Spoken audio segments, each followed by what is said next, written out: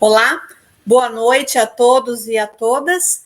Eu sou Vanessa Raton, professora e coordenadora da Escola do Legislativo e da Cidadania de Santos. Estamos aqui recebendo agora no nosso estúdio o nosso querido professor Roberto Lamari, que é procurador legislativo e é também presidente da Associação Paulista das Escolas do Legislativo e de Contas, APEL, vice-presidente da Associação Brasileira das Escolas do Legislativo e de Contas, ABEL.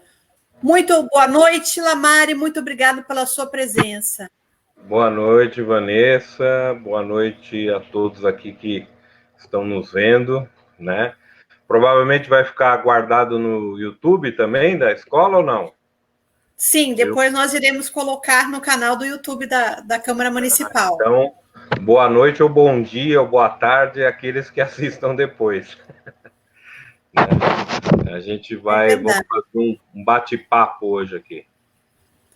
É um prazer, Lamari, estar recebendo você e a gente falar dessa importante figura que é o vereador da nossa cidade. Né? Então, o tema de hoje é o papel do vereador. E eu gostaria que você pudesse começar, então, a falar para a gente aí um pouco sobre esse trabalho que é desenvolvido, como deve ser desenvolvido, e depois nós vamos abrir para tirar as dúvidas, né, das pessoas. Podem estar fazendo as perguntas pelo Facebook. Aproveito, antes de você começar, que o pessoal também está chegando, quero convidar a todos que ainda não conhecem para que entre no site da Câmara Municipal de Santos. Lá tem o link da Escola do Legislativo e lá tem toda a programação, os cursos online, cursos IAD, né, e futuramente os presenciais que nós voltaremos a oferecer. Então, tem diversos cursos que são todos gratuitos, certificados, principalmente o IAD, com as entidades parceiras, que é o Senado, o ENAP, né, que nós temos o Interleges, através do Senado Federal, e a Escola Nacional de Administração Pública, ENAP. Então, nós temos diversos cursos na nossa página IAD, temos os cursos também de escolas parceiras, temos o curso gratuito de Libras, né, que é uma produção nossa aqui da Câmara Municipal de Santos, da Escola do Legislativo, com a professora Thaís Lorenzo, que é a nossa professora e também trabalha conosco lá na escola. Temos o Diversidades, né, para o ensino da cultura e da história da África e dos povos indígenas, né? Falando também dos afro-brasileiros, é um curso que é voltado para professores, inicia uma turma nova agora, dia 2 de setembro. E temos continuamente o curso de iniciação política, em parceria com a APEL e com a Fundação CAS, né? Que eu quero agradecer muito também aí o seu empenho enquanto presidente da APEL, para que a gente pudesse ter esses cursos da Fundação CAS. Então, boa noite, Lamari, vamos começar. Boa noite e parabenizar você aí pelo trabalho à frente da Escola de Santos. É, de fato, uma escola polo, uma escola importante para todos nós, né, no estado de São Paulo, mas é uma escola que tem ajudado muito as demais escolas na Baixada, né? A Baixada Santista aí, que a gente tem aí uma série de municípios, né, que compõem, são 9 municípios, né? 9 municípios que compõem, que vocês têm ajudado. Eu sei que muita gente vão aí, quando era presencial, fazer os cursos e agora estão aí. Bom, vamos lá. Nós vamos falar, então, do papel do vereador, né? Não é tranquilo, acho que, falar do papel do vereador. A gente não tem tantos problemas assim ao falar do papel do vereador. O que ocorre, na verdade, é uma grande confusão, às vezes, de competências, que a gente vai falar mais à frente, de uma confusão entre o papel do deputado estadual, do deputado federal, entre a competência dos entes federativos, né, o Estado e a União, e também um problema de competência, às vezes, da norma a ser utilizada e uma competência de interferência entre poderes, né, entre o executivo e o legislativo. essa talvez seja a confusão mais comum. Agora, esse nosso tema de hoje, o papel do vereador, ele é importante por quê? Porque nós estamos em 2020, né? E os eleitores serão chamados às urnas para escolher seus representantes, né, no poder público municipal. Ou seja, né, os eleitores de nada mais, nada menos do que 5.570 municípios vão escolher prefeitos, vice-prefeitos e vereadores, né? Então, é muito importante que a gente entenda o papel do vereador, né? Então, o que faz um vereador? Quais os poderes que ele possui e quais eles não possuem, né? Então, a gente tem que entender essas questões e, ao final saber exatamente como age um vereador, e você, como cidadão, pode esperar e deve cobrar dele, portanto. Então, na Constituição Federal, e eu até coloquei aqui, porque eu também posso esquecer de alguma coisa, está aqui, vou botar mais para cá, na Constituição Federal, se a gente for olhar, a gente tem que olhar lá no artigo 29.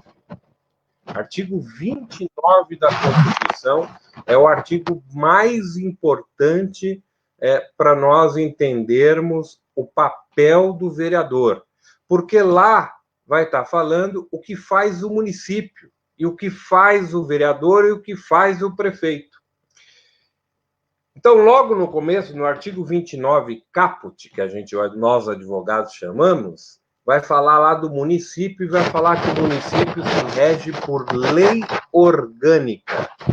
Isso é muito importante, né? A Constituição Federal de 1988, ela conferiu aos municípios a possibilidade de eles se auto-organizarem em lei orgânica. Então, no nível federal, nós temos o quê? A Constituição Federal, que nós seguimos ela no Estado e seguimos ela no município. O Estado, né, no caso aqui, por exemplo, o Estado de São Paulo, nós temos a nossa Constituição Estadual, que ela deve seguir a Constituição Federal e deve valer para todo o Estado de São Paulo, para todos os municípios. Mas uma coisa que não existia antes da Constituição de 88 era a possibilidade dos municípios se auto-organizarem em lei orgânicas, que a gente pode dizer, a grosso modo, que são as constituições, entre aspas, municipais. Ela deve, obviamente, seguir a Constituição Estadual e a Constituição Federal. Até aí, tudo bem. Mas isso confere um poder muito grande aos municípios, né? Então, é importante conhecer a lei orgânica do seu município. Se você quer ser candidato a vereador, candidata a vereadora, né, é importante que você conheça a lei orgânica do seu município. As leis orgânicas não são iguais, né? Então, é importante conhecer, porque ali todo o funcionamento do seu município está na lei orgânica. Então, o artigo 29, a primeira questão que está escrito lá é com relação à lei orgânica. No artigo 29, inciso 4, incisos A a X, nós temos uma outra questão importante. É fixado o número de vereadores pela quantidade de habitantes daquele município. Então, muita gente fala assim, tem muito vereador no meu município, tem pouco vereador no município. Não. A Constituição Federal, ela fixa os limites pela quantidade de vereadores. Então, aí, né, Santos, que já tem, e me informaram que tem mais de 500 mil habitantes, ou tem 500 mil habitantes, ele estaria ali, que esse inciso que eu falei para vocês, ele começa de 9 vereadores, que é o mínimo, e vai até 15 mil habitantes. Ou seja, tem 9 vereadores, então tem até 15 mil habitantes. Se tiver 5 mil habitantes, pode ter 9 vereadores, né? Então, ao caso de vocês aí, vocês estão enquadrados aqui. Vocês podem ter 23, podem ter, não é que 23 vereadores dos municípios de mais de 300 mil habitantes até 450 mil habitantes. Ou entre 25 vereadores nos municípios de mais de 450 mil habitantes até 600 mil habitantes. Ah, mas o meu município, então, podia ter 25, tem 21? Ok. Os vereadores definiram a quantidade de vereadores. A Constituição Federal, ela fala um número máximo de vereador que pode ter aquele município com relação à quantidade de habitantes. Então, isso é tranquilo, é importante verificar. Pode ter mais vereador? Eventualmente pode ter mais vereadores, mas também pode ter menos, né? Tem um limite máximo na Constituição. O artigo 29, inciso 6º, né, das letras A e F, ela fala dos subsídios dos vereadores. O que é subsídio? Subsídio, entre aspas, é os salários. É porque agente político não recebe salário como um servidor, como um trabalhador da iniciativa privada. O prefeito, o governador, o presidente da República, os deputados federais, senadores e vereadores recebem subsídios, né? Porque eles não estão atrelados ao salário. Então, é uma outra forma de chamar o provento, aquilo que ele recebe, é chamado de subsídios. É importante, fale. Até importante, Lamar, porque às vezes as pessoas acreditam, que confunde com o deputado, né, estadual, federal, e acham que tem uma série de verbas, né, que tem salário, 13º, auxílio paletó, carro, né, verba disso, verba daquilo, e o vereador, na verdade, não tem, ele só tem esse subsídio, são 3 assessores, e na Câmara Municipal de Santos nem carro tem, né, e algumas outras câmaras até tem, mas em Santos não tem. Isso é importante você dizer, que assim, eles têm um subsídio. E aí você fala, e esse subsídio pode ser uma fortuna? Não, não pode ser. Ele está atrelado também ao tamanho daquele município e até o percentual do que recebe o deputado estadual. Então, ele pode estar ali no 75% do que recebe o deputado estadual. E detalhe, todo o gasto com todos os vereadores, diz a Constituição Federal, não vai poder ultrapassar a 5% da receita do município. Uma vez até um amigo meu até estava bravo, que falou que os vereadores do determinado município gastavam todo o orçamento em salários, né? Aí eu falei, olha, não é possível, não pode. Eu falei assim, o máximo que eles podem chegar é em 5%. Ele falou, não, alguém já falou aqui, mas recebem verba de gabinete, vamos chegar lá. Aí falou assim, gasta 50% não gasta, é impossível gastar, ele só pode chegar até o teto de 5%. E aí eu digo para vocês, não gasta, e a gente tem visto a média, 0,3%, 0,5% da receita do município. Então, essa é uma coisa que é importante que a gente fixar na cabeça das pessoas, que não é verdade que o vereador tem aí isso. E tem uma outra coisa que acontece, eu acho que é importante, antes da gente responder aí a pergunta da verba de gabinete, eu acho que é importante a gente falar.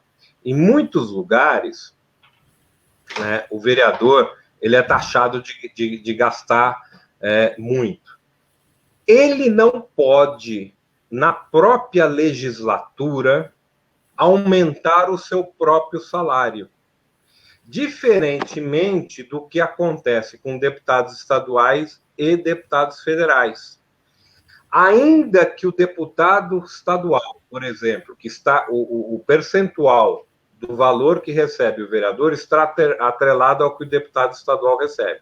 Se o deputado estadual aumentar todo ano o seu subsídio, não vai poder o vereador aumentar todo ano, porque a fixação de quanto ganha o vereador é feito ao final da legislatura, ou seja, ao final dos 4 anos de mandato. Portanto, ele não pode aumentar o próprio subsídio. Ele joga para a legislatura seguinte. Então, dizer que vereador aumenta o próprio salário ou subsídio não é verdade. Ele tem que jogar para outra legislatura. Então, ele nunca aumenta o próprio salário. Agora, vamos falar da questão da verba de gabinete. Mas tem verba para assessores, não tem? Bom, olha, é evidente que existem verba de assessores. Agora, existe essa salário, verba... né? Lamário, aqui, os assessores, eles têm um salário. Né? É diferente do deputado que tem verba. Sim, eles têm um salário, né? É evidente que o assessor tem um salário e ele recebe esse salário. Isso não é considerado uma verba de gabinete, isso é salário daquele funcionário. O que pode se discutir, eu acho até que é legítimo, é se em alguns municípios o vereador tem cargos demais, né? Tem funcionários demais. É verdade, a gente chega em municípios que tem vereador que tem 20 assessores. É um exagero. Existe uma discussão no Congresso Nacional também para limitar o número de assessores por número de habitantes. Eu acho que essa seria uma proposta correta, que a gente teria um número máximo de assessores pelo número de habitantes daquele município. Né? Eu acho que essa é uma boa proposta, porque a gente, às vezes, vê realmente alguns municípios que exageram. Não me parece que é o caso de Santos, que você diz que tem aí quantos assessores? É de 3 a 4 vereadores, como em outras câmaras, não passa disso. Uma cidade de 500 mil habitantes. Assessores por vereador, 500 mil habitantes. É isso. É pouco, né? Agora, os vereadores podem diminuir os subsídios na atual legislatura? Olha, o Tribunal de sempre disse que não pode aumentar o subsídio. Ora, se não pode aumentar, a rigor não pode diminuir. Nada impede, evidentemente, aí teve, por exemplo, a questão da pandemia, né, que a gente enfrentou este ano, e alguns municípios houve a redução, como a Assembleia Legislativa fez por mera liberalidade, a diminuição do subsídio do deputado estadual até quando durar a pandemia. Essa é uma medida, eu não vou citar aqui o município, mas teve um município que fez as contas. Se ele diminuísse o subsídio do vereador, eles iam devolver, até o final do ano, por volta de 400 mil reais. E eles preferiram tirar do orçamento 3 milhões e meio e devolveram 3 milhões e meio. Então, veja, talvez diminuir o subsídio era uma medida talvez mais popular e demagógica perante a população. É porque estamos em ano eleitoral também, né, Lamari? E aí, às vezes, tem algum impedimento nesse sentido. Agora, eu acho que, como o tribunal sempre disse que ele não pode aumentar o subsídio dentro da própria legislatura, na minha opinião, ele também não, a rigor, ele não pode diminuir, né? Porque aí você tem uma irredutibilidade dos salários, né? E não me parece muito correto fazer isso dessa forma, né? Então, é importante a gente dizer que há uma diferença de verba de gabinete e salários de funcionários. Verba de gabinete é aquilo que se gasta em papel, em xerox, eventualmente que precise comprar alguma coisa para o funcionamento da Câmara. Se tem carros, não é o carro aí, mas quando tem carro, tem um valor da gasolina, um valor do gasto do...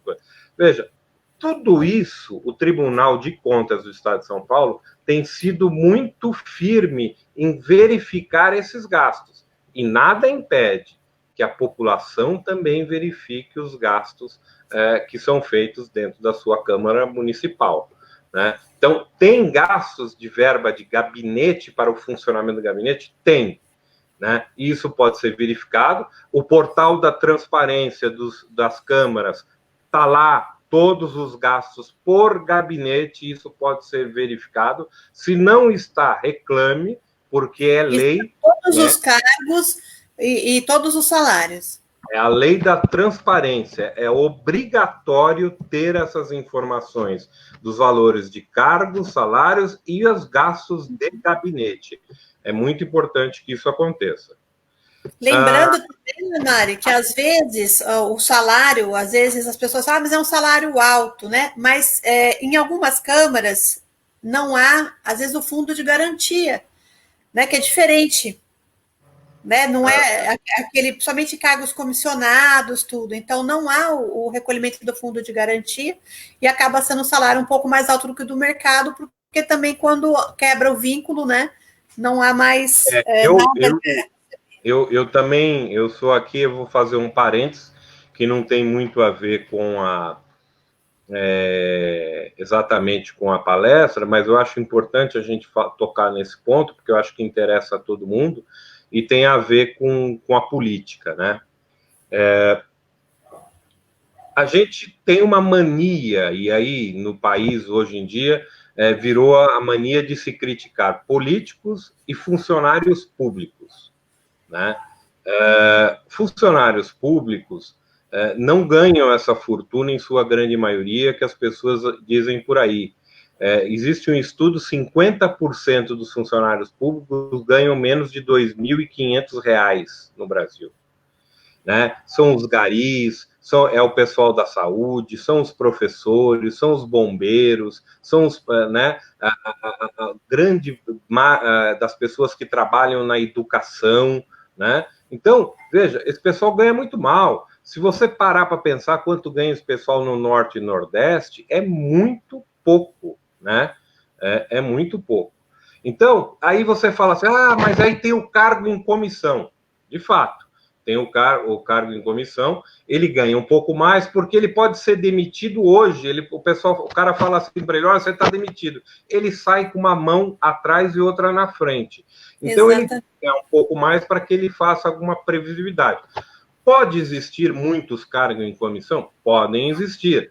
Então, é isso que eu disse aqui. Eu acho que precisa se equalizar isso, combinando o número de funcionários em comissão pelo tamanho do município.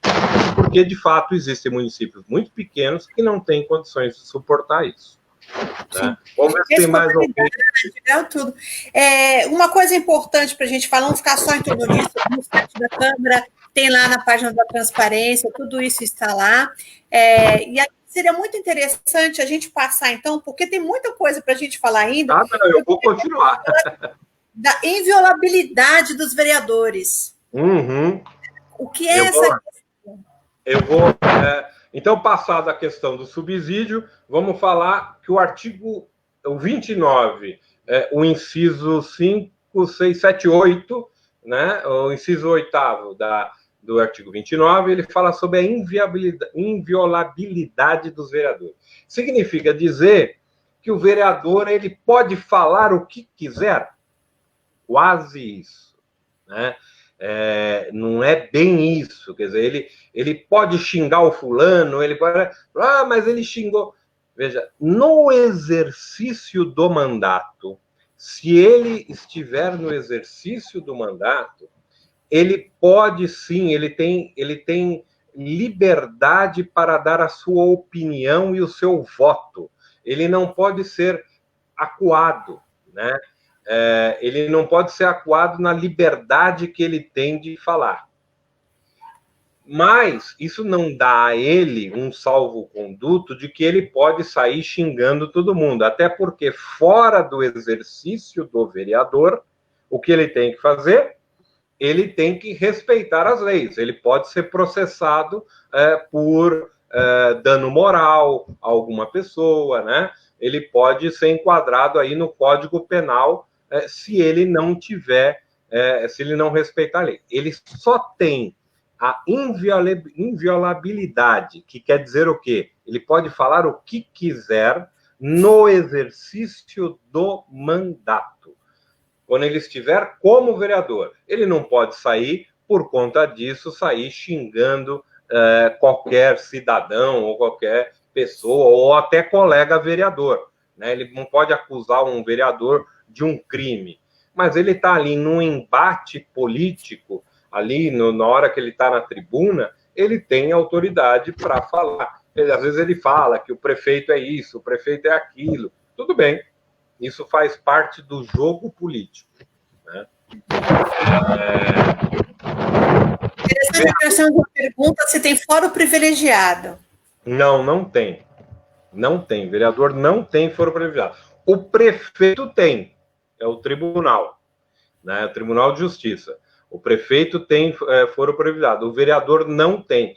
Uma outra questão interessante, para vocês terem ideia como sofre o vereador, é que se ele for presidente de Câmara e ele tiver as contas rejeitadas pelo Tribunal de Contas, ele tem as suas contas rejeitadas em definitivo pelo Tribunal de Contas. Se o prefeito municipal tiver as contas rejeitadas, essa conta tem que ir para a Câmara Municipal para ser aprovada ou rejeitada. É um órgão político que vai dar a palavra final. Isso acontece para o prefeito, mas não acontece para o presidente de Câmara, né? Olha. Que ele tem as contas rejeitadas pelo Tribunal de Contas. Então, ele é fiscalizado pelo órgão Tribunal de Contas, que ele deve, e isso é um problema, porque se ele tiver as contas rejeitadas, ele pode nem ser candidato, por exemplo, nas eleições municipais. Então, ele não tem foro privilegiado. Tá? Foro privilegiado deveria ser extinto? Eu acho que aí você tem razão, não é o caso do vereador. Eu acho que apenas as autoridades deviam ter foro privilegiado, como presidente de Câmara, presidente do Supremo Tribunal Federal, presidente da Câmara dos Deputados e o presidente da República, por conta da sua atividade, né? Aí é diferente. Agora, os políticos em geral não me parece que é isso, né? Bom, como os vereadores são eleitos? Como é que a gente elege os vereadores? Essa conta aqui é um pouquinho difícil, né? A gente falar sobre isso. É importante que nas próximas eleições, não sei se todo mundo já sabe, a gente vai até ter coligações, né? Partidos que se unem para o candidato a prefeito. Isso vai poder ter, mas não tem mais coligação de partidos para os candidatos a proporcional, que é o caso do vereador, e vai ser a mesma questão com o deputado federal, o deputado estadual. Então, antigamente, como é que era? Somava-se todos os votos que tinham dentro daquela coligação, somava todo mundo quanto tinha os votos, dividia pelo número de cadeiras. Aquele quociente eleitoral que dava lá era o número que cada partido tinha que conseguir de votos. Então, eu vou deixar isso aqui mais claro como é que funciona hoje, porque senão, sem uma lousinha, não fica claro. Mas vamos lá. Vamos fazer conta fácil aqui, porque eu sou advogado não sabe fazer conta. Vamos dizer que um determinado partido somou todos os votos, ele teve 100 votos, né? Somou tudo, teve 100. Dividiu, aliás, de todos os candidatos, né? Então, deu 100 votos. É lógico que vai dar muito mais que isso, mas só para a gente facilitar a nossa conta aqui. Aí tem 10 cadeiras de vereadores, né? 10 dividido por 100, quanto que é isso aí? É 10, né?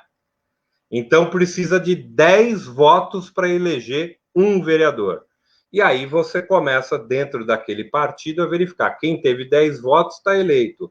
O outro, né? Aí você vai falar, mas e aquele que teve um voto só e está eleito? Como é que acontece isso? Por quê? Porque você soma todos os votos daquele partido, e vamos dizer assim, deu 50 o número de votos, dividiu por 10, que é o número de cadeiras, vai dar um número. É o número de cadeiras que aquele partido vai eleger, né? Então, é uma conta um pouquinho, às vezes, complicada, e eu fiz aqui uma conta que dá número exato, né?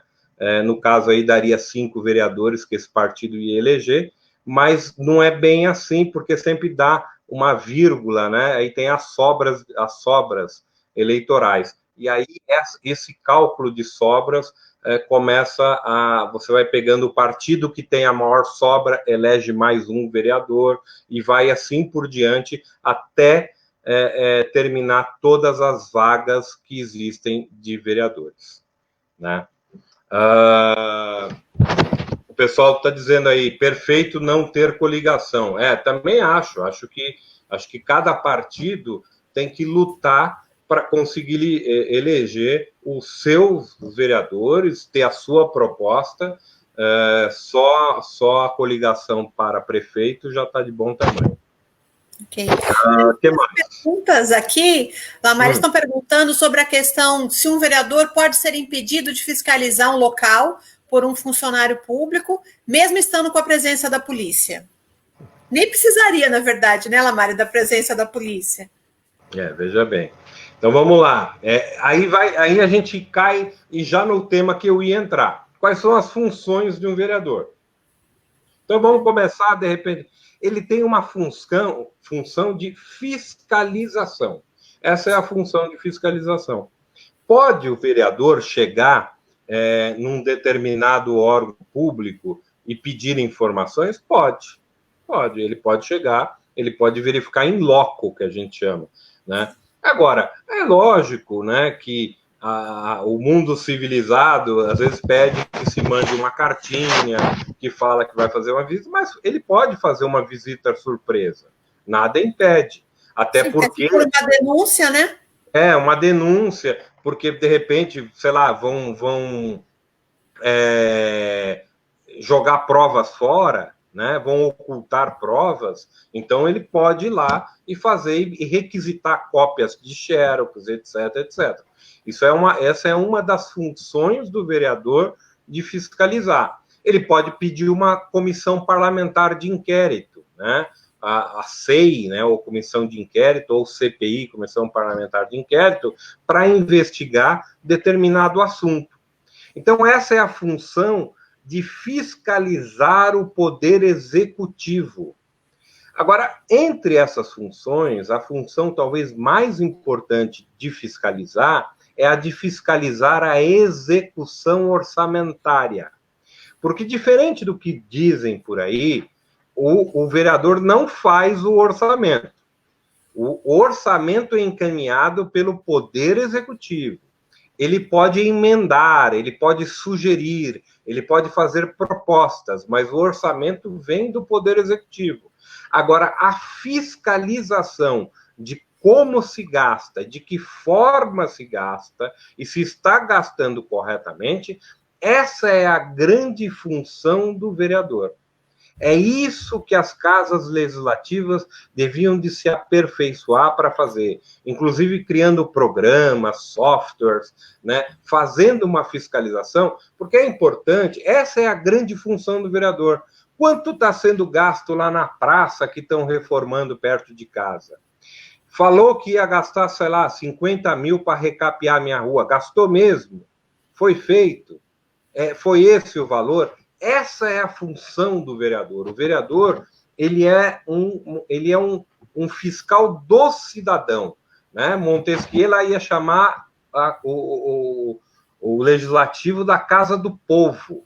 É a ideia da representação do cidadão, né, pelo vereador.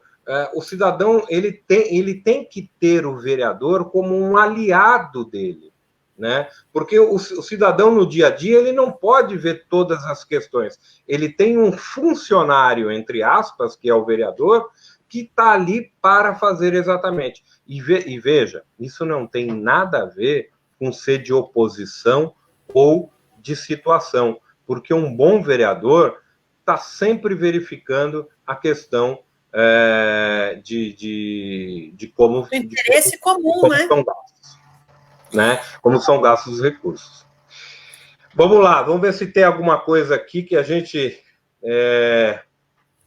Lamar, é importante, você falou que o vereador ele é esse fiscalizador, mesmo tem que ser, certo? Principalmente o orçamento público está sendo executado, mas também ouvir da população as reclamações, os projetos, as sugestões também, os elogios daquilo que está funcionando também, para que ele, né, se sinta, então, ali cumprindo o seu papel.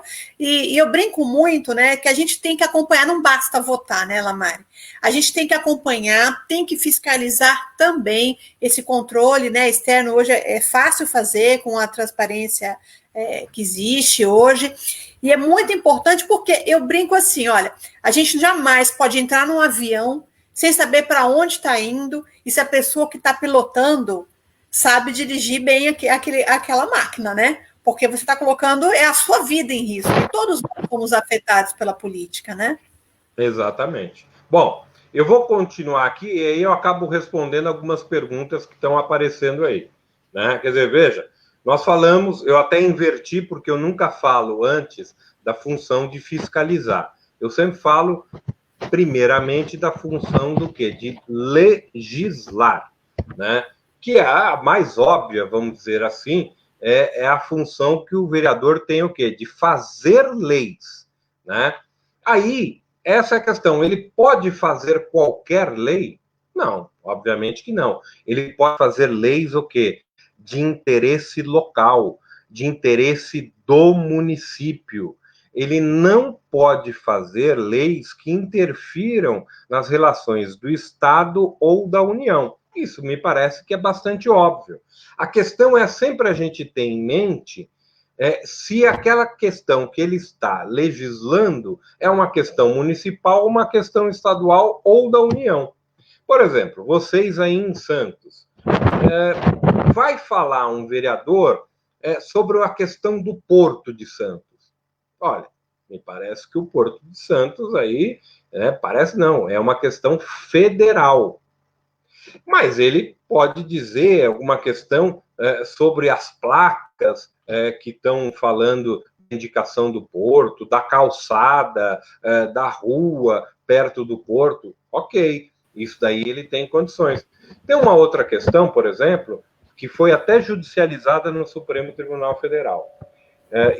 Os vereadores começaram muito a fazer assim, olha, eu quero que o banco aqui no meu município ele feche às 5 horas da tarde, eu fecho às 2 horas da tarde, 3 horas da tarde. Legislação de banco é uma legislação federal.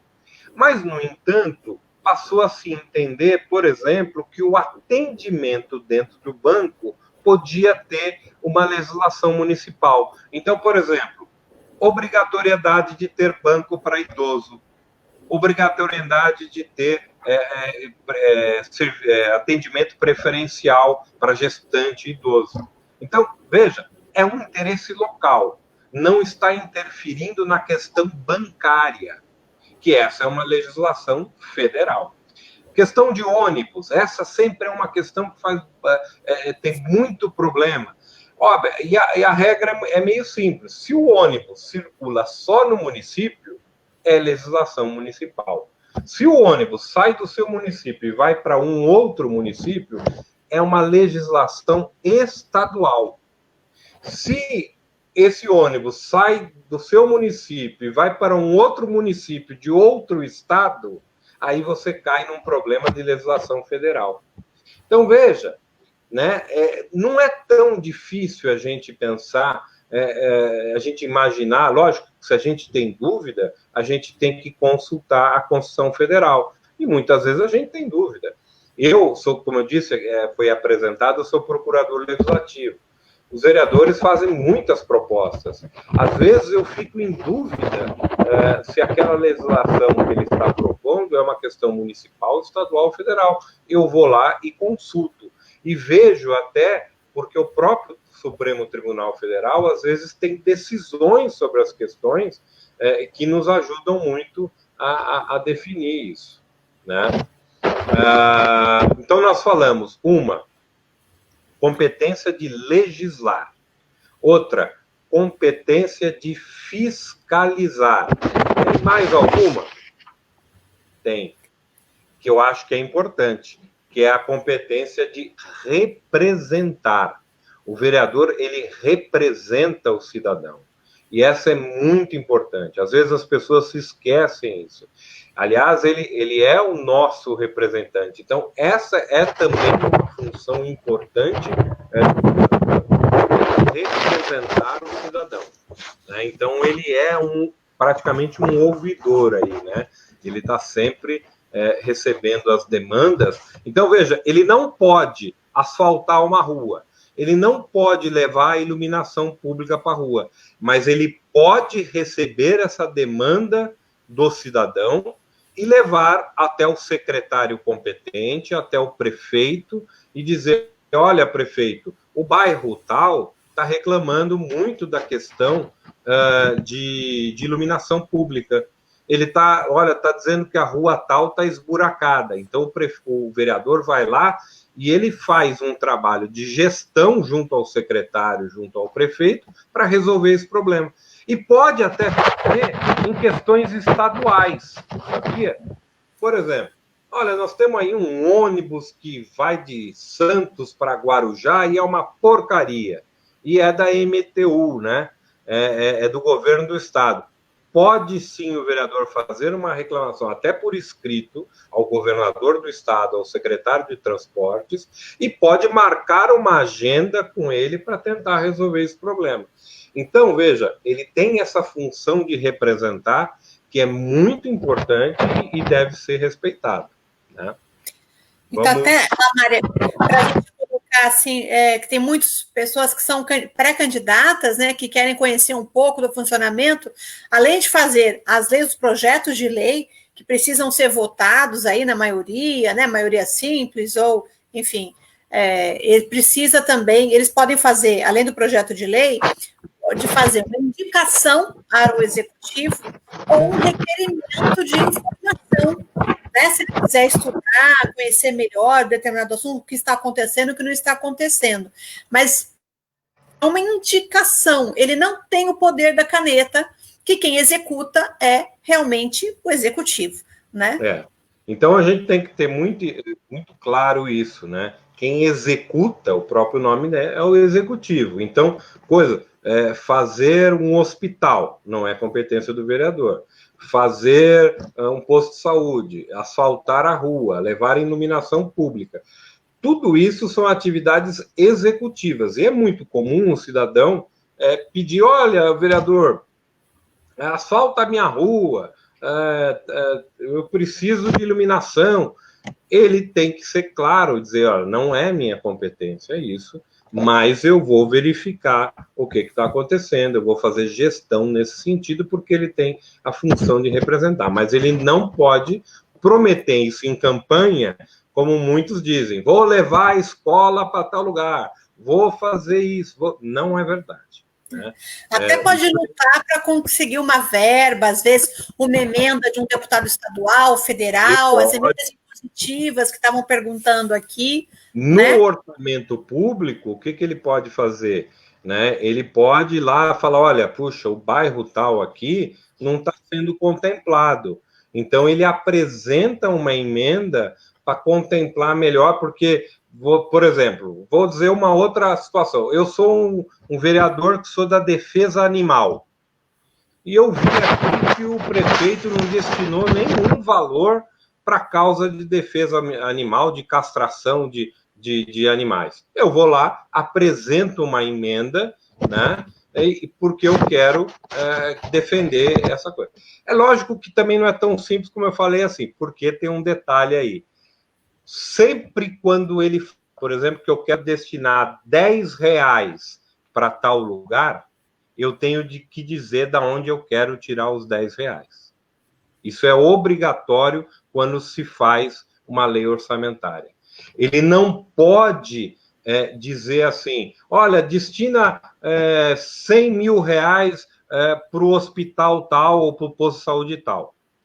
Ele tem que destinar os R$100 mil, mas ele tem que dizer de onde ele está tirando os R$100 mil.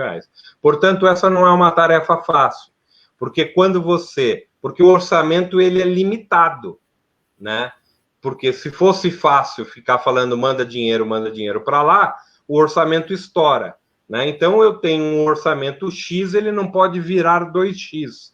Por isso eu sempre tenho que indicar de onde sai a verba. E isso, politicamente, às vezes é um problema, porque se eu quero tirar 10 da área da saúde e estou falando que eu estou tirando da educação, o pessoal da educação vai reclamar. Então, obviamente, então eu tenho que também ser muito habilidoso nisso, da forma como destinar. Por isso que, às vezes, as pessoas pedem, vereador, manda dinheiro para tal lugar. Não é uma tarefa tão fácil assim, eu vou destinar. Se fosse, né? Quer dizer, ele tem que dizer, indicar de onde ele está tirando aquele dinheiro. Né? É a mesma coisa quando perguntam, Lamária, assim, ou falam, na verdade, o vereador não pode criar nenhum projeto de lei que gere despesa para o município. Mas se ele olhar lá no orçamento que foi aprovado e tiver verba para determinado serviço, ele pode criar este projeto de lei. Vejam, você sabe que agora você tocou, talvez, para quem é candidato e para quem é vereador, para quem pretende ser vereador, essa é a questão que eu diria das mais complicadas para o vereador. Existe eu vou dizer aqui, teoria de que vereador não pode criar despesas. O Supremo Tribunal Federal já se manifestou sobre isso. Não é que ele não pode criar despesas, obviamente ele não pode criar despesas além do orçamento. Por isso que todo projeto de lei, obrigatoriamente, ele tem que ter uma que a gente chama de cláusula orçamentária.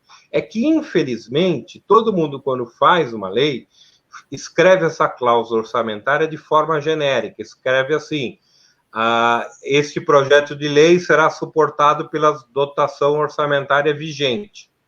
Isso quer dizer tudo e não quer dizer nada, né? Então, mas se ele disser, este projeto de lei será suportado pela dotação orçamentária vigente, no orçamento X, né, no programa tal, etc, etc, etc.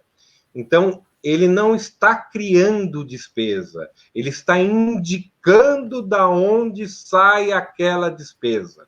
Então, não é bem verdade dizer que o vereador não pode criar despesas. Ele não pode criar despesas além do orçamento. Né? Ele deve indicar da onde sai aquela despesa. O vereador pode requerer direito a um deputado e observar que a pessoa não usar o deputado pedir a fiscalização da verba do deputado? Não, veja, ele é um fiscalizador. Ele vai pedir, ver se eu entendi a pergunta. Ele requer uma verba a um deputado, né?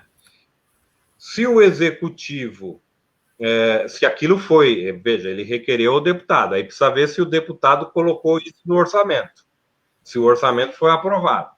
Se o orçamento foi aprovado, conforme requerido pelo vereador, colocado pelo deputado, isso está previsto na peça orçamentária do estadual. Portanto, o vereador, como qualquer cidadão, deve reclamar a vinda daquele dinheiro. O problema é que... Vamos lá. O problema é que, às vezes, a verba é destinada, mas depois não é aprovada, não passa, e esse dinheiro não chega. E aí, como muitas vezes o deputado deputado alardeou que fez a destinação, né? As pessoas ficam achando que entrou o dinheiro e que alguém sumiu com aquele dinheiro, né? Eu trabalhei... E que tem o Tribunal de Contas ali fiscalizando tudo. Eu trabalhei muitos anos fazendo o orçamento do Estado de São Paulo na Assembleia Legislativa. Então, o que que acontece?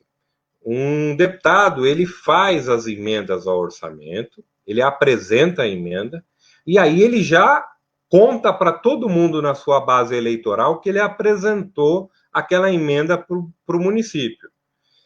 Se ela vai ser aprovada ou não ser aprovada, isso já é outros 500. Mas o que importa, de fato, é se ela vai ser aprovada ou não vai ser aprovada. Então, não adianta só apresentar, ela tem que ser aprovada. E muitas vezes, o que os vereadores, que os deputados fazem? Apenas fazem um requerimento ao governo do Estado pedindo para destinar a verba. E essa verba, isso vai para o ofício, não está no orçamento. Então, não há uma obrigatoriedade do governo do Estado de mandar aquela verba para aquele município. Se o executivo desviar o uso, pode o vereador pedir a suspensão? Aí nós vamos cair numa outra discussão que também é muito interessante. É a questão do orçamento impositivo ou não impositivo. E aqui nós tivemos, infelizmente, uma discussão não muito boa, que no Brasil a população foi levada a crer que o orçamento impositivo era ruim. Não sei se vocês lembram, eu acho que foi inclusive no final do ano passado, uma discussão dizendo assim, nossa, os deputados federais, eles querem impor um orçamento ao governo federal. Não, não era isso. Os deputados federais, eles queriam apenas que o orçamento aprovado, ele fosse cumprido.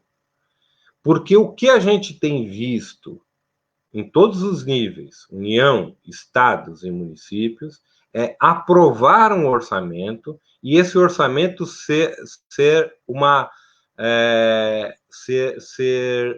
não é desviado, ser não cumprido, ou seja, é uma peça de ficção o orçamento. Né? Então, você fala que destina um monte de coisa, como o orçamento não é impositivo, ou seja, ele não é obrigatório ser cumprido, simplesmente o chefe do Poder Executivo não cumpre. Né? E aí ele não cumpre, e aí para que fazer o orçamento? Então, os deputados federais estavam brigando muito por uma questão do orçamento ser impositivo. Isso foi aprovado, graças a Deus. Né? Agora, é importante que as câmaras façam isso. Na maioria dos municípios, o orçamento não é impositivo. Aqui em Santos é, viu? Oh, que bom. Que bom. Mas na maioria não é. Não é. A maioria absoluta dos municípios não há uma obrigatoriedade do chefe do Poder Executivo cumprir o orçamento. Que bom que Santos é. Existe uma cota, né, que pode ser mudada de área, sim, mas... Isso é importante que haja uma cota, porque não pode também o chefe do Poder Executivo, por exemplo, no caso de uma pandemia como agora, se ele ficasse absolutamente engessado, né, com os recursos, ele não poderia alocar mais recursos para a saúde num momento como esse. Então, o chefe do executivo precisa ter uma massa de manobra sobre o total de 20%, de 30%, né? Isso vai ser definido no orçamento, para que ele possa, eventualmente, cobrir determinados gargalos que existam e também implementar aquilo porque ele foi eleito, né? Também é justo, ele foi eleito com uma plataforma, ganhou uma eleição, portanto é justo que ele faça isso. Agora, é que existiu uma conversa aí, não, orçamento impositivo é colocar uma corda no pescoço. Não, orçamento impositivo é feito pelos parlamentares e é discutido com a população. Quem está mais próximo da população é o parlamentar. É ele que sabe quais são as necessidades do seu bairro, né? É o deputado estadual que sabe a sua necessidade do seu município e os vereadores, por conseguinte, né? Vamos ainda continuar nessa, né, nessa questão. Então, os vereadores, que fale, você ia falar alguma coisa? Função administrativa, né? Função legislativa, função de fiscalização. Exatamente. Bom, a função administrativa, eu acho que essa é bem clara, quer dizer, a gente tem que imaginar, e muitas vezes se esquece, que a Câmara Municipal é um órgão, né, de governo, é um órgão que deve ser administrado e que, portanto, tem aí toda uma questão administrativa que deve ser vista, né? Não só de responsabilidade com os gastos públicos, mas também com a responsabilidade de se fazer alguma coisa para toda a sociedade. Então, você tem uma função administrativa muito importante, que os gastos sejam feitos de forma correta, respeitando a lei, respeitando o princípio aí da publicidade, da transparência, etc. Né? Então, eu acho que tem que ficar claro aqui para nós quais leis são que o vereador pode fazer. Que leis ele pode fazer? Leis que se destinem ao município, ao interesse local. Tudo aquilo que for de interesse local é competência do município. O que não for interesse local, a gente precisa começar a pensar mais e ver, é estadual? É da União? Né? Essa eu acho que é a grande questão. Então, por exemplo, eu fiz aqui elenquei, né, alguns casos, por exemplo, que são competências do vereadores. Mudança, criação ou extinção de tributos municipais. É competência do vereador. Criação de bairros, distritos, subdistritos dentro do município. Estabelecer o chamado perímetro urbano, né? Ou seja, isso é importantíssimo, né? Falar sobre as questões de zoneamento urbano daquele município. Sugerir nome de ruas e avenidas, que eu vi alguém aí criticar, mas não deve haver crítica nisso. Porque muitas vezes você dar um nome de rua, um nome de avenida a alguma pessoa, pode ser uma bobagem aparente para mim, mas para aquela comunidade que está se dando o nome de rua, o nome da avenida, é de alguém importante para aquele bairro, né? Então, veja, se o vereador está fazendo uma homenagem para alguém lá, é uma homenagem que me parece razoável, né? E se foi aprovada, me parece mais razoável ainda. E, veja, e quando você faz uma homenagem dessa, tem que vir com a justificativa de motivo, quem foi aquela pessoa. Né? Então, o nome de rua, que eu sei que muitas vezes...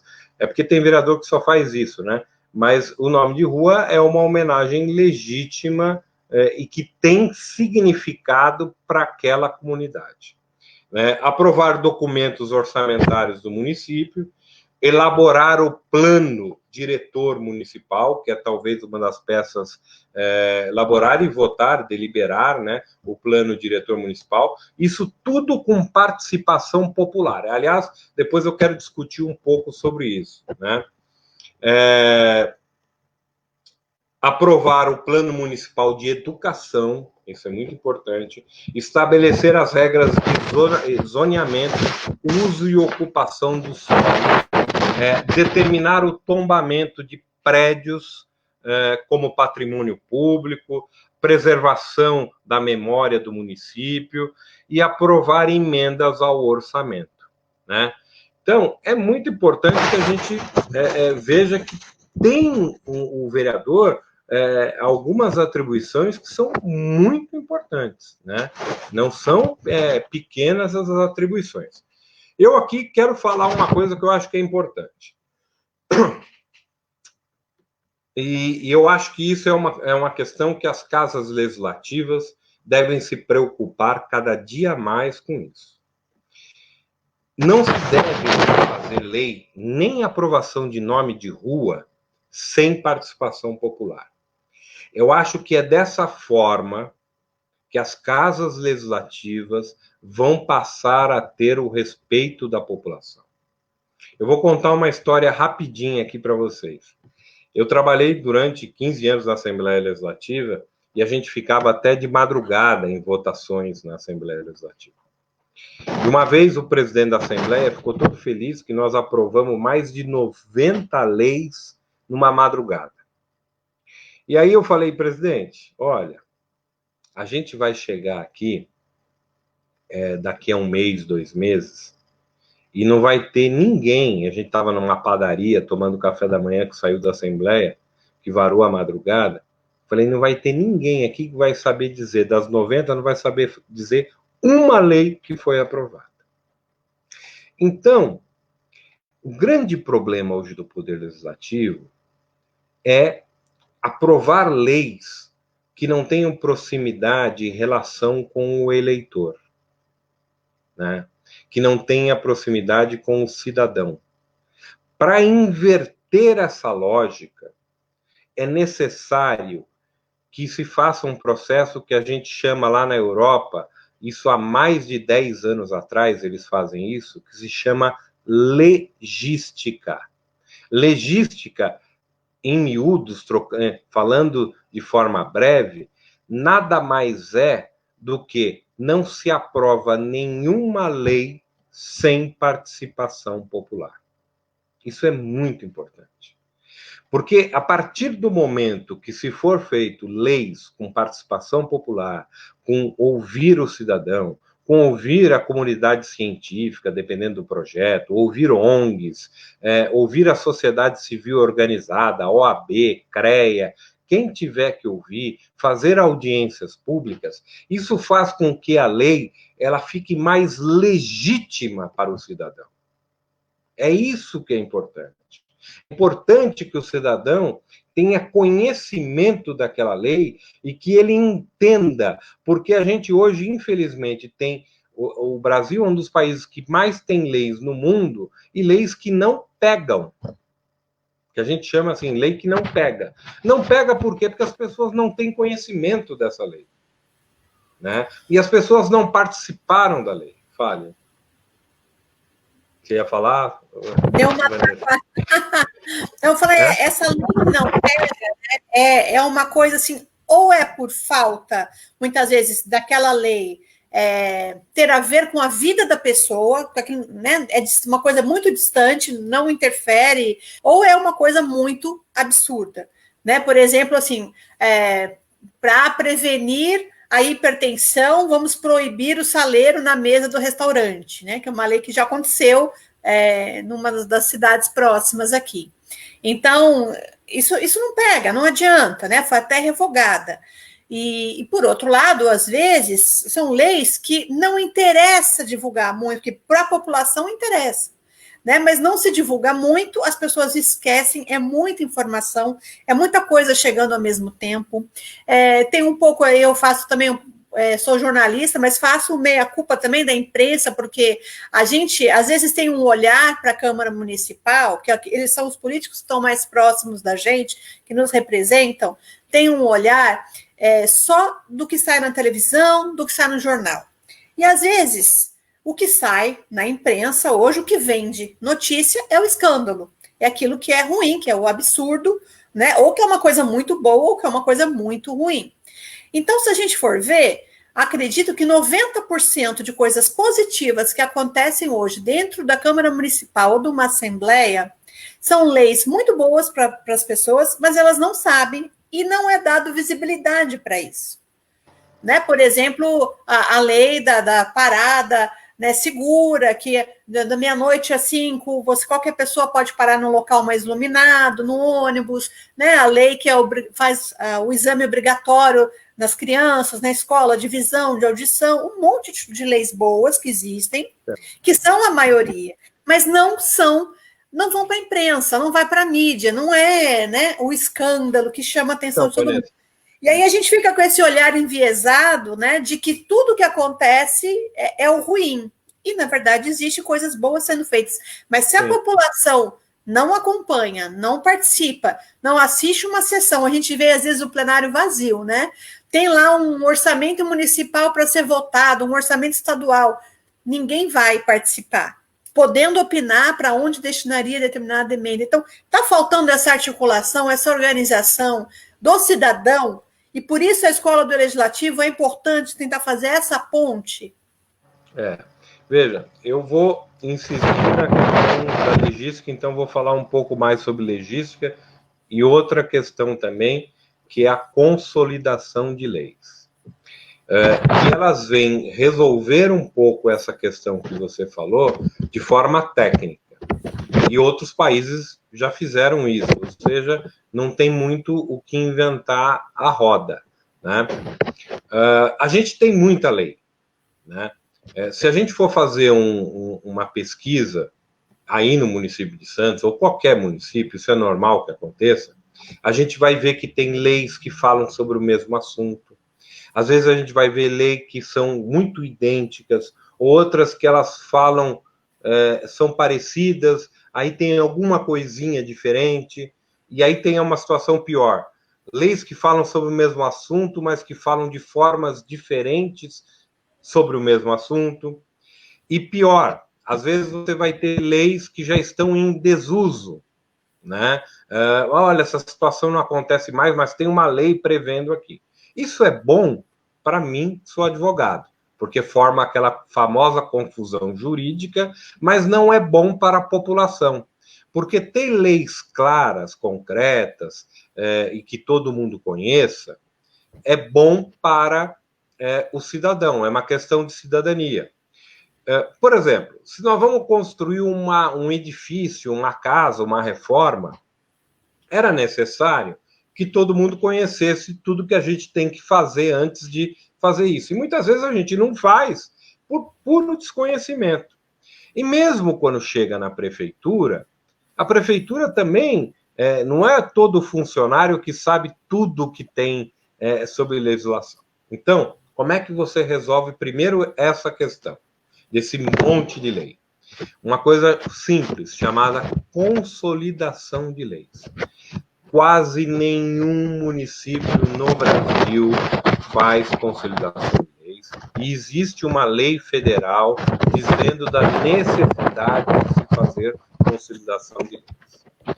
Portanto, e o próprio nome diz o que é. Consolidação é consolidar. Ou seja, é pegar determinados temas. Por exemplo, saúde. Vamos pegar tudo que tem sobre saúde no município e vamos fazer um código de saúde. Vamos pegar todas as leis que tem no município sobre funcionalismo público, junta tudo num código só. Sobre saúde, segurança, meio ambiente, e assim vai fazendo códigos. Dá trabalho? Dá trabalho. Mas isso é necessário fazer. É necessário consolidar as leis, enxugar as leis, porque aí elas ficam mais claras para o cidadão. A outra questão que eu me propus aqui, e aí, consolidação, ainda alguns municípios fizeram um pouquinho e o governo do estado fez alguma coisinha, mas muito pouco. É legística, e isso ninguém fez. Minas Gerais, a Assembleia de Minas foi a que mais estudou a questão de legística, mas também não colocou em prática.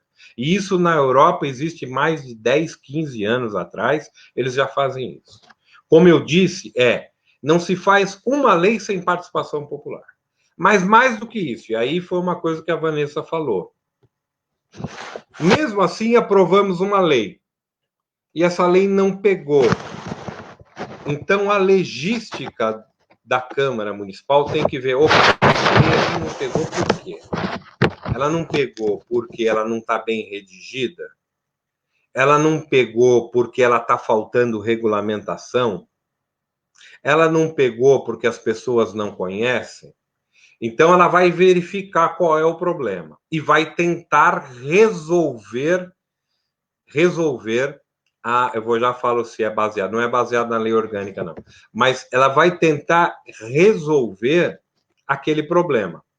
Se ainda assim a Câmara não conseguir resolver o problema daquela lei que não pegou, então ela tem que ser retirada do ordenamento jurídico, ela tem que ser revogada. Essa lei não pode continuar, não faz sentido existir uma lei que ela não funciona.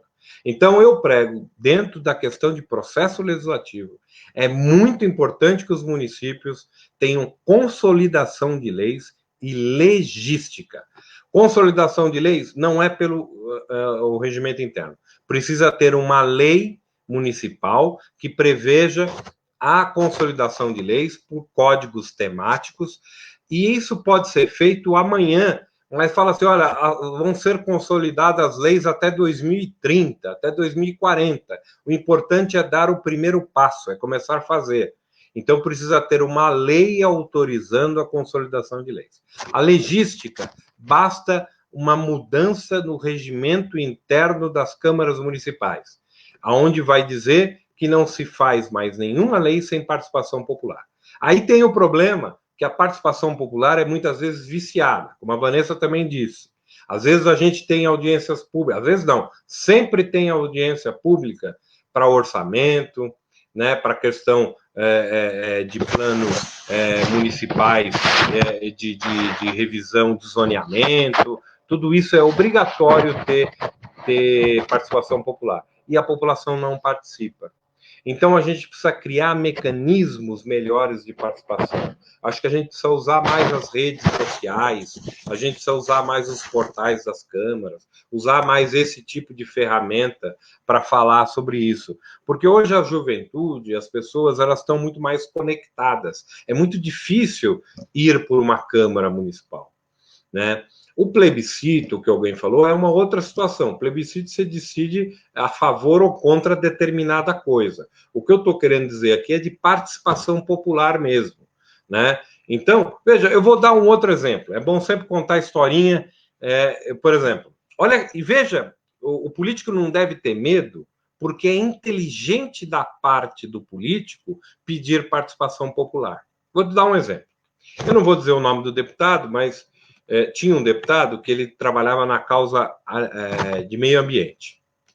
E ele queria fazer o Código de Defesa Animal em São Paulo. E nós fomos lá, redigimos, fizemos o código, ajudamos ele com a equipe dele, etc, etc. E ele, inteligentemente, não foi ninguém que falou, ele falou, agora eu quero que chame a universidade aqui para discutir. Aí chamou o pessoal da universidade. O pessoal deu palpite, mudou o projeto, blá, blá, blá, blá. Aí ele falou, agora eu quero que chame as ONGs de defesa animal. Chamou as ONGs de defesa animal. O pessoal deu palpite, mudou o projeto, brigou, blá, blá, blá, blá. Agora eu quero que faça uma grande audiência pública convidando... Foi feito isso. E aí ele abriu, foi alargando cada vez mais essa participação e apresentou aquele projeto modificado com a participação de todos. Quando esse projeto tramitou pelas comissões da Casa na Assembleia Legislativa, ele não era mais o projeto do deputado X. As pessoas diziam, vamos acompanhar o nosso projeto. E teve uma resistência muito grande da bancada ruralista na época. Alguém falou, deputado, mas eu não falo porque não é para falar. Não, eu não quero, é porque eu não quero fazer propaganda em ninguém. Eu só estou querendo dizer que ele foi muito inteligente. E aí a bancada ruralista foi lá e brigou que não queria o projeto. Mas existia já um apoio popular muito grande. As pessoas diziam que aquele projeto era deles, não era nem do deputado. Então as pessoas brigaram nas comissões para aprovar o projeto. Mesmo com a bancada ruralista contra, o projeto foi aprovado. E no dia que ele foi a plenário, eu me lembro que teve uma revolta muito grande, os ruralistas cercaram a Assembleia com boi, com não sei o quê, papapá. E a gente alertou o deputado, falou, deputado, olha, o pessoal tá aí, quer matar o senhor, né? Aí ele foi muito sincero, ele falou, olha, eu já fiz a minha parte. E as pessoas que confiam em mim e que acreditam nesse projeto sabem que a gente fez a nossa parte. Agora vamos ver o que os deputados vão fazer. Mas teve veja, as pessoas tinham uma sensação de pertencimento àquele projeto. não teve como ele não ser aprovado. Então, ele foi aprovado. Então, veja, é inteligente da parte do vereador, do deputado, quem for, ele se utilizar desse mecanismo, independente, se não tiver escrito no regimento interno da casa, faça a legística no seu gabinete, chame a sociedade para participar, pesquisadores, ONGs, universidades, professores, abra audiências públicas, porque o seu projeto vai ter força. É muito importante que se faça isso. Perfeito o que você falou, Lamário, fica bem claro, né? Porque assim, o político, ele ouvindo as pessoas e apresentando um projeto, ele está trazendo para discussão. Porque mesmo que ele quisesse, que as pessoas que apoiam quisessem, ele colocar lá o projeto, se não tiver a votação da maioria, seja absoluta ou maioria simples, de acordo com o regimento, o projeto não é aprovado. Agora, se está todo mundo lá com faixa, se manifestando, participando, querendo que o projeto seja aprovado, dificilmente, né, os políticos vão ser contra a população ali presente. Exatamente. Então, essa participação... Não, e sabe o que é legal?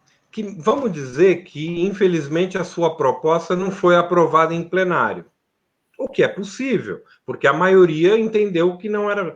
Mas você, como político, mostrou para aqueles que confiam em você que você fez o seu papel. Ainda que não bem sucedido, você se firmou como representante daquela classe, né?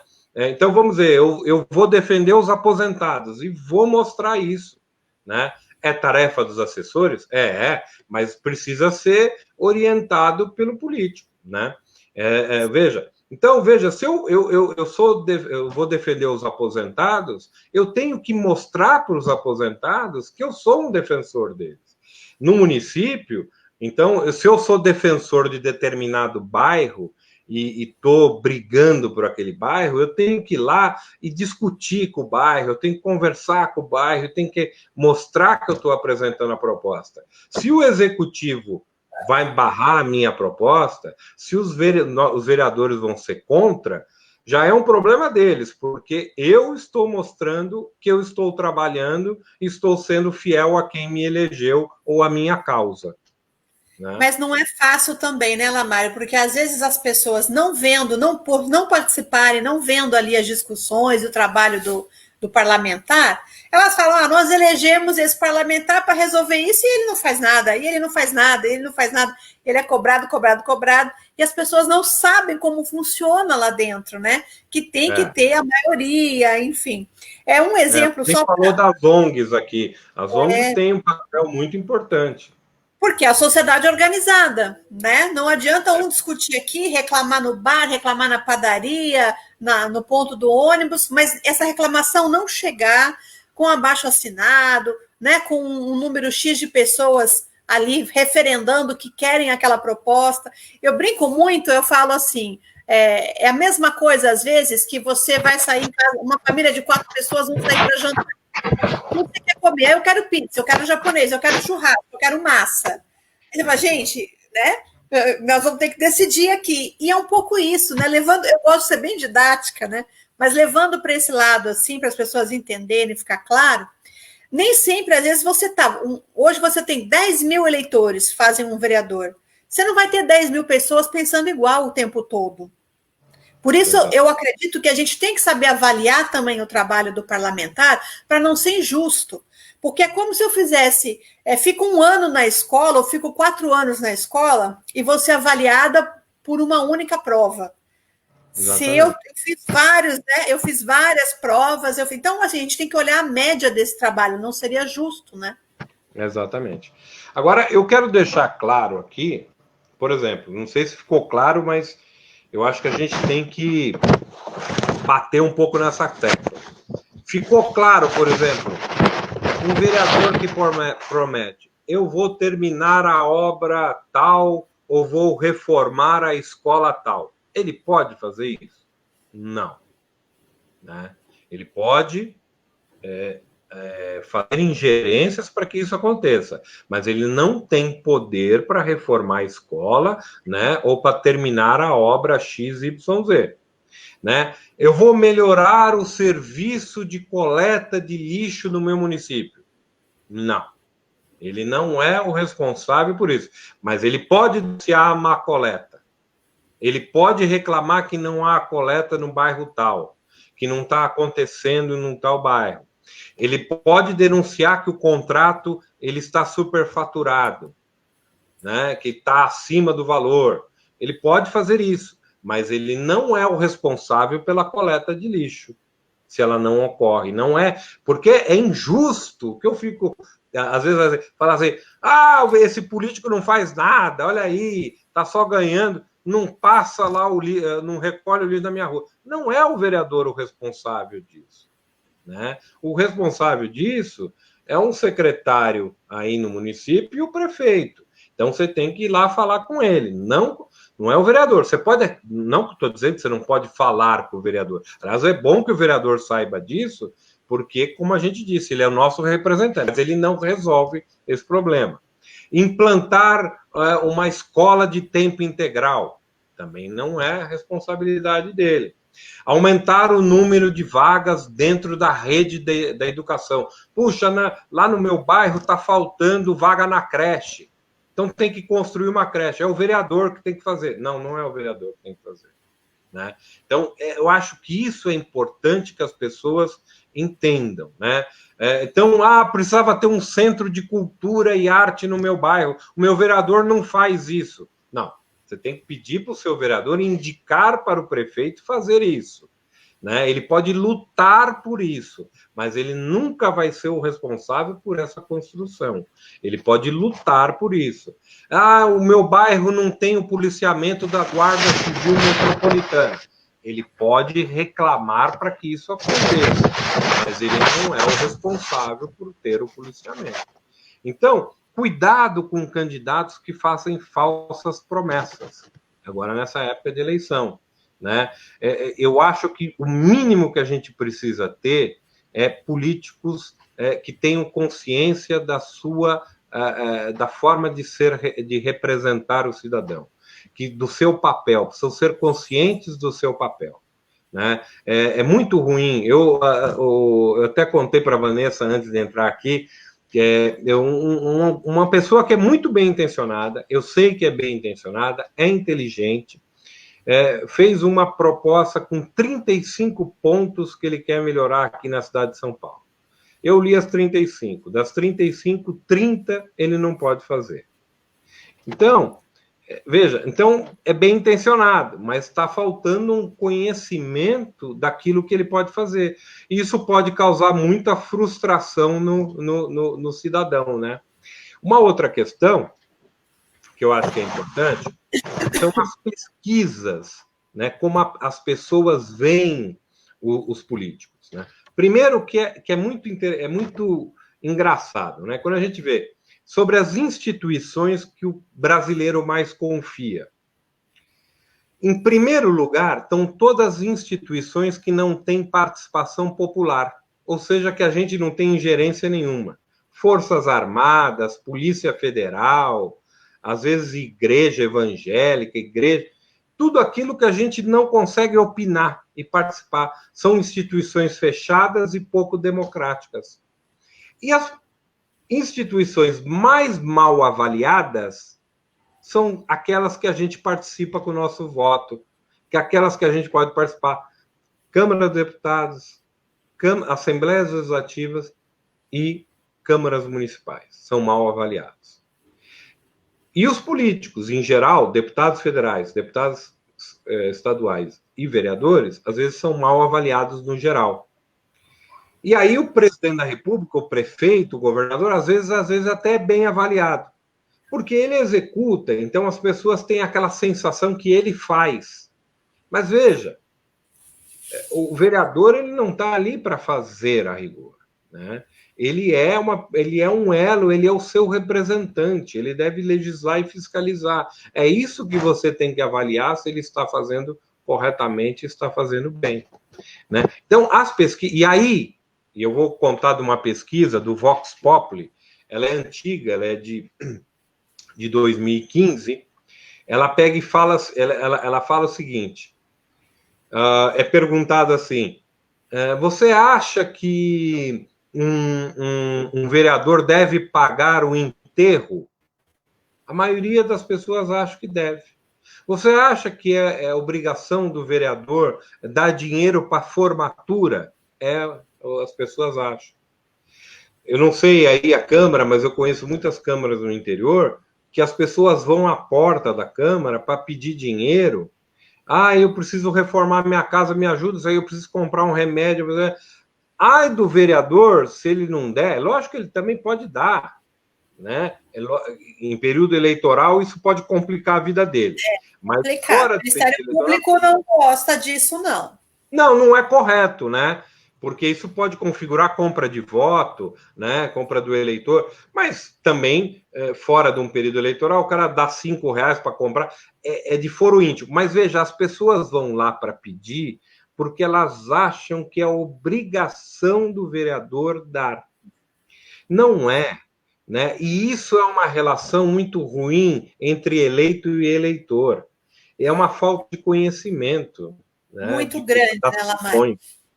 E, às vezes, o que tem que ser feito é fazer uma política pública para que todos tenham condições de comprar um remédio. Uma política pública, ou até destinar emendas para que haja creche suficiente para todos, né?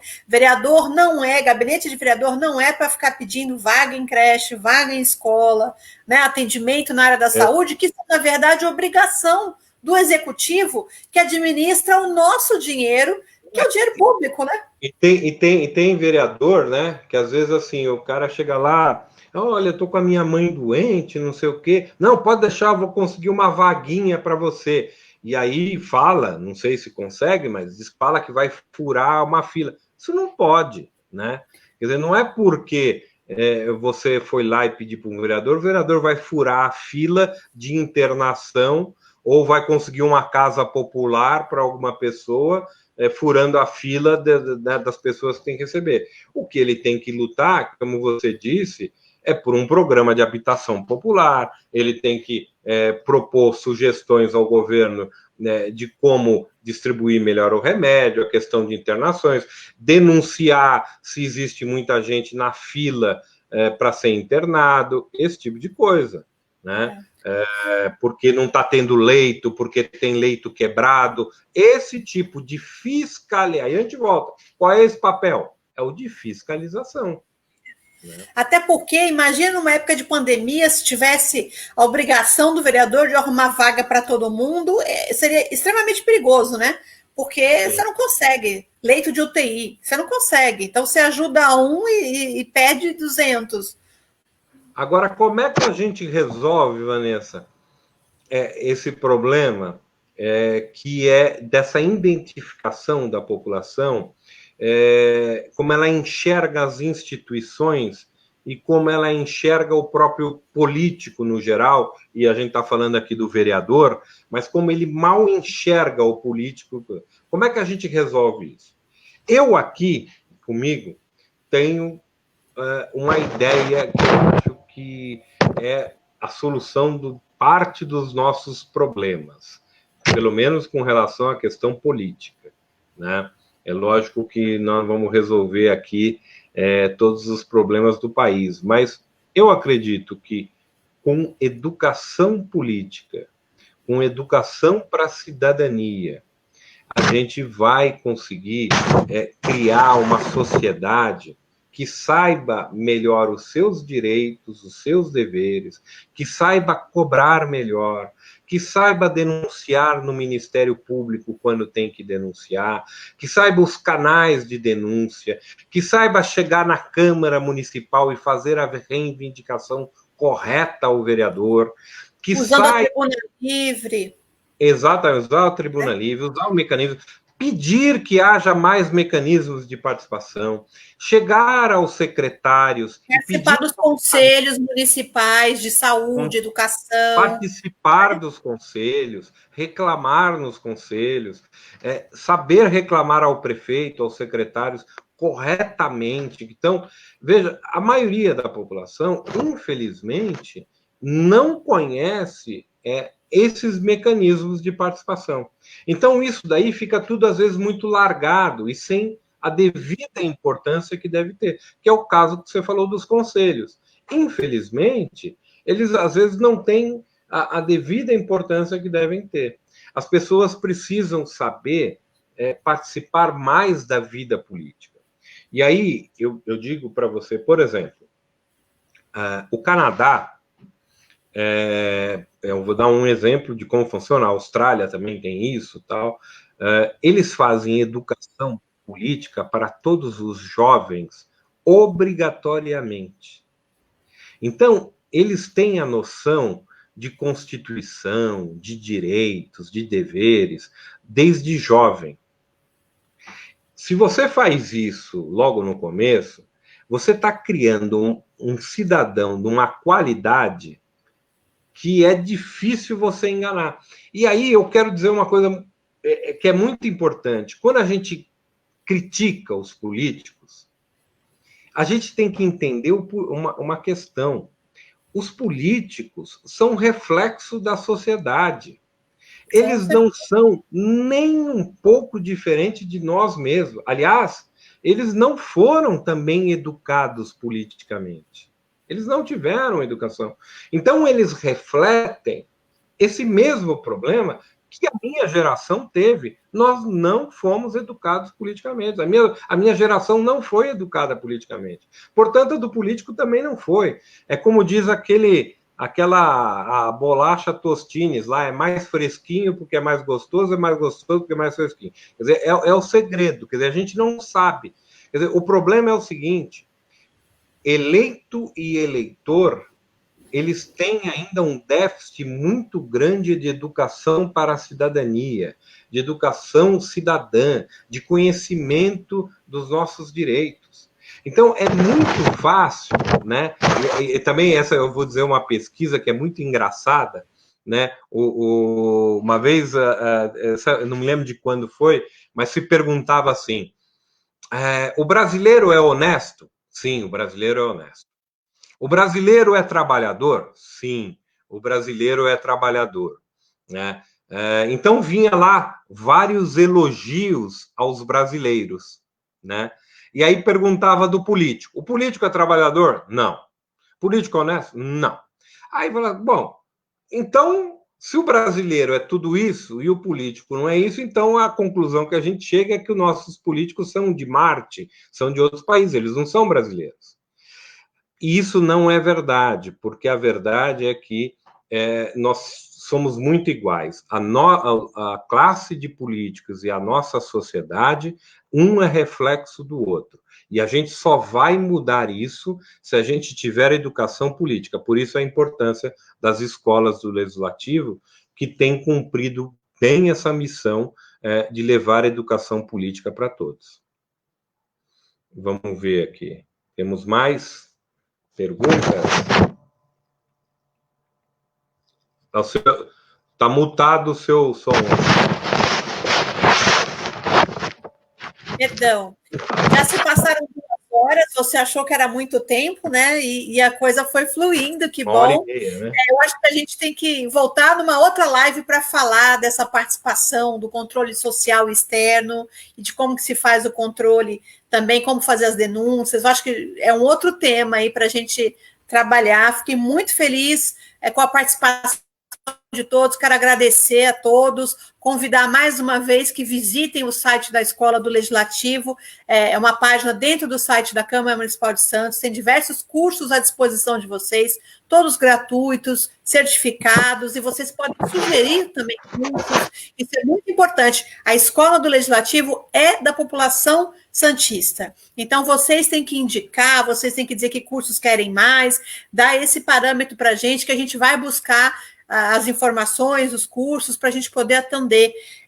Nós trabalhamos com a educação continuada, a formação dos servidores, a atualização, também a questão do agente político, da assessoria. Vamos, inclusive, dar um próximo curso, de redação legística, técnica, né, e redação legislativa e legística, para internamente, né, já tivemos um externo, e temos aí também esse braço que é voltado para a comunidade, com curso de Libras gratuito, né, curso de diversidades, diálogos online, que são bate-papos que a gente faz sobre temas específicos. Então, participem, dê a sua sugestão. A Escola do Legislativo de Santos é de vocês. Eu queria passar a palavra, Lamari, para você fazer suas considerações finais, já agradecendo, em nome de todo o Legislativo Santista, pela sua brilhante participação.